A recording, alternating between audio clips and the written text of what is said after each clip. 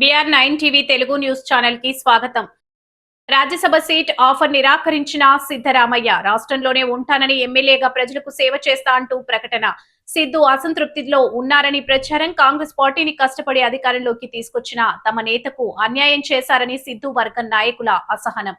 DKS వ్యవహరించే దాన్ని బట్టి తమ సహకారం ఆధారపడి ఉంటుందని కామెంట్స్. మొత్తంగా ఈ డీకేఎస్ పదవి చేపట్టక ముందే మొదలైన అలజడి సిద్ధరామయ్య రాజ్యసభ సీటు నిరాకరించడంతో ఆందోళనతో అధిష్టానం కర్ణాటక అధికార పార్టీలో పరిణామాలపై ప్రత్యేక దృష్టి పెట్టిన బీజేపీ. ಈಗ ಹೈಕಮಾಂಡ್ ಅವರು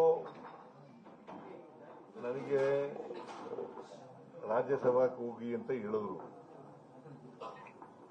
ರಾಜ್ಯಸಭಾಕ್ಕೆ ಹೋಗಿ ಅಂತ ಹೇಳಿದ್ರು.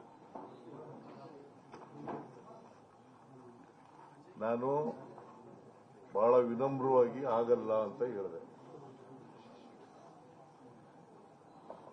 ನಾನು ರಾಷ್ಟ್ರ ರಾಜಕಾರಣದಲ್ಲಿ ನನಗೆ ಆಸಕ್ತಿ ಇಲ್ಲ, ರಾಜ್ಯ ರಾಜಕಾರಣದಲ್ಲೇ ಇರ್ತೀನಿ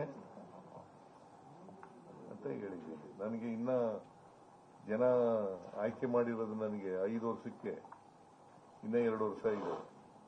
ಅಲ್ಲಿವರೆಗೆ ಕರ್ನಾಟಕದ ಜನರಿಗೆ, ಜನಗಳ ಪರವಾಗಿ ಮತ್ತು ನಮ್ಮ ಕ್ಷೇತ್ರದ ಜನಗಳ ಪರವಾಗಿ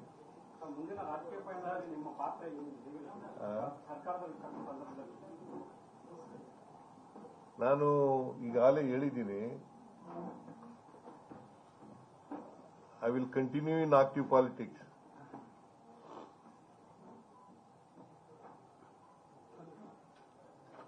ನಾನು ಕೋಮು ಶಕ್ತಿಗಳ ವಿರುದ್ಧ ಹೋರಾಟ ಮಾಡ್ತೀನಿ ಅಂತ ಹೇಳಿದ್ದೀನಿ.